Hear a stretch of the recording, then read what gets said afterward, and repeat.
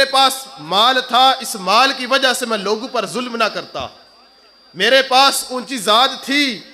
لوگ مجھے چودھری صاحب کہہ کے بلاتے تھے، مجھے میاں صاحب کہہ کے بلاتے تھے، کاش میں اس وقت لوگوں پر ظلم نہ کرتا، میرے پاس عہدہ تھا، بڑا منصب تھا، میں وزیر مشیر تھا، کاش میں اس وقت ماڑے لوگوں پر ظلم نہ کرتا تو آج قبر کے اندر میری پکڑ نہ ہوتی۔ الحمدللہ ہم ایمان والے ہیں اور ہماری یہ خواہش، ہماری یہ آرزو ہونی چاہیے کہ ہم اس دنیا سے جائیں تو ہمارا ایمان سلامت ہو۔ بسا اوقات انسان ایسے گناہ کرتا ہے کہ جن کے سبب مرتے وقت انسان کا، مسلمان کا ایمان سلب کر لیا جاتا ہے، اور ہمارا سب سے بڑا سرمایہ وہ ہمارا ایمان ہے۔ ایمان ہوگا، گناہ ہمارے نامہ اعمال کے اندر ہوں گے، جہنم کا عذاب ہوا لیکن ایمان بھی ہے، سزا بھگتنے کے بعد بالآخر جنت کے اندر ضرور جائیں گے۔ ایمان نہ ہوا، ایمان سلب کر لیا گیا تو اس کے بعد پھر جہنم کے علاوہ ہمارے پاس کوئی ٹھکانہ نہیں ہوگا۔ جیسا کہ حضرت ابو القاسم الحکیم رحمۃ اللہ تعالی علیہ سے پوچھا گیا، کیا کوئی ایسا گناہ بھی ہے جس کے سبب انسان کا، مسلمان کا ایمان رب سلب کر لیتا ہو؟ آپ نے فرمایا بالکل، 3 ایسے گناہ ہیں جن کے سبب مرتے وقت اللہ پاک اس ایمان والے کا ایمان سلب فرما لیتا ہے۔ پوچھا کہ وہ 3 گناہ کون سے ہیں؟ فرمایا سب سے پہلا یہ ہے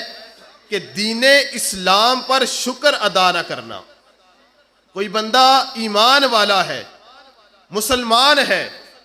سب سے پہلے اس کے اوپر یہ بات لازم ہے کہ اللہ پاک کے حضور اس بات کا شکر ادا کرتا ہو، مالک تیرا کتنا کرم ہے کہ تو نے مجھے دین اسلام دیا ہے، اگر میں کافر ہوتا، معاذ اللہ یہودی یا عیسائی ہوتا، مشرک ہوتا تو مرنے کے بعد میرا معاملہ کتنا خراب ہونا تھا، مالک تیرا کتنا کروڑا احسان ہے کہ تو نے مجھے مسلمانوں کے گھر پیدا کیا ہے، مجھے ایمان کی دولت عطا کی ہے۔ فرمایا سب سے پہلا گناہ یہ ہے کہ جو بندہ دین اسلام پر شکر ادا نہیں کرتا، اللہ پاک مرتے وقت اس بندے کا دین جو ہے وہ سلب کر لیتا ہے، ایمان سلب کر لیتا ہے۔ پوچھا دوسرا، فرمایا دوسرا یہ ہے کہ دین اسلام کے ضائع ہو جانے پر خوف نہ کرنا۔ ایک بندہ مسلمان ہے، اس مسلمان کو یہ چاہیے کہ وقتاً فوقتاً اپنے رب کے حضور دعا کرتا رہے، مالک و مولا میں ایمان والا ہوں، مرتے وقت میرے ایمان کو سلامت رکھنا۔ فرمایا جس بندے کو ایمان کے ضائع ہونے کا خوف نہیں ہوتا، زندگی اپنی اس حالت کے اندر گزارتا ہے کہ اس کو کوئی فکر ہی نہیں، کہیں میرا ایمان ضائع نہ ہو جائے، کہیں میں اپنی زبان سے ایسا لفظ نہ نکال دوں جس سے میں کافر نہ ہو جاؤں، یا کہیں میرے گناہوں کی وجہ سے مرتے وقت میرا ایمان سلب نہ ہو جائے۔ اور میں دوسرا گناہ وہ ہے کہ جس کے سبب انسان کا ایمان سلب ہو جاتا ہے، اور میں وہ یہ ہے کہ بندہ دین اسلام کے ضائع ہونے پر رب کا خوف نہ کرتا ہو۔ اس سے پتہ یہ چلتا ہے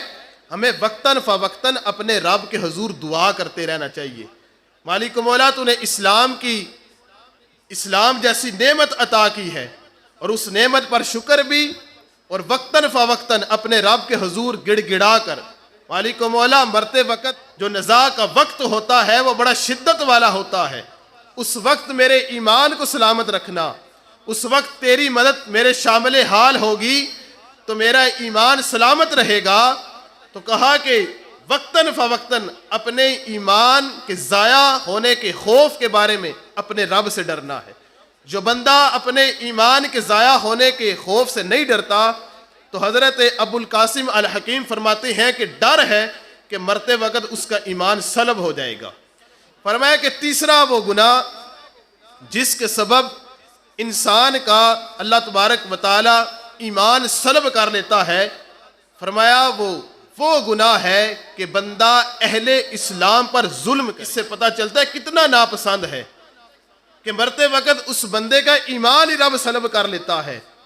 دنیا کے اندر رہ کر یہ بندہ اپنے آپ کو پتہ نہیں کیا سمجھتا تھا، اگر میں نے اس کو پیسہ دیا تھا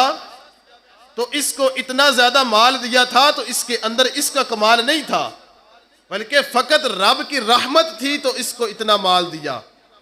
اگر کوئی بندہ کسی اونچی ذات کے اندر پیدا ہوا ہے تو اس کا کوئی کمال نہیں، کمال ہے تو رب کا کمال ہے۔ اگر کسی کو کوئی بڑا عہدہ ملا ہے، کوئی وزارت ملی ہے، کوئی مشیر بنا ہے، تو اس کے اندر اس کا اپنا کمال نہیں ہے بلکہ رب کا کمال ہے۔ تو دیکھیں رب کو ظلم کتنا ناپسند ہے کہ عہدہ بھی رب دیتا ہے، اونچی ذات بھی رب دیتا ہے، مال و دولت بھی رب دیتا ہے۔ اگر بندہ ان تمام چیزوں کو سامنے رکھ کر لوگوں پر ظلم کرے گا تو بندے کو ڈر جانا چاہیے کہیں ایسا نہ ہو مرتے وقت اگر ایمان چھین لیا گیا اپنے رب کے سامنے پھر کیسے کھڑا ہوں گا؟ ظاہری سی بات ہے، آج نہیں تو کل، کل نہیں تو پرسوں چلے ہی جانا ہے۔ ہمارے دادا پردادا پیچھے ہماری کتنی پشتے ہیں، آج سے 100 سال پہلے کے افراد یہاں پہ زندہ ہیں، شاید کوئی بھی زندہ نہ ہو۔ آج سے 100 سال کے بعد یہاں پہ ہم بھی نہ ہوں گے، نہ کوئی ہمارا نام لینے والا ہوگا، لیکن قبر کے اندر جس کی پکڑ ہو رہی ہوگی اس کو پتہ چل رہا ہوگا کہ کاش اس وقت میرے پاس وقت تھا، کاش میرے پاس مال تھا، اس مال کی وجہ سے میں لوگوں پر ظلم نہ کرتا، میرے پاس اونچی ذات تھی، لوگ مجھے چودھری صاحب کہہ کے بلاتے تھے، مجھے میاں صاحب کہہ کے بلاتے تھے، کاش میں اس وقت لوگوں پر ظلم نہ کرتا، میرے پاس عہدہ تھا، بڑا منصب تھا، میں وزیر مشیر تھا، کاش میں اس وقت ماڑے لوگوں پر ظلم نہ کرتا تو آج قبر کے اندر میری پکڑ نہ ہوتی۔ تو فرمایا کہ تیسرا گناہ یہ ہے جس کے سبب اللہ تبارک و تعالی بندے کے ایمان کو سلب کر لیتا ہے، فرمایا وہ یہ ہے کہ بندہ اہل اسلام پر ظلم کرے۔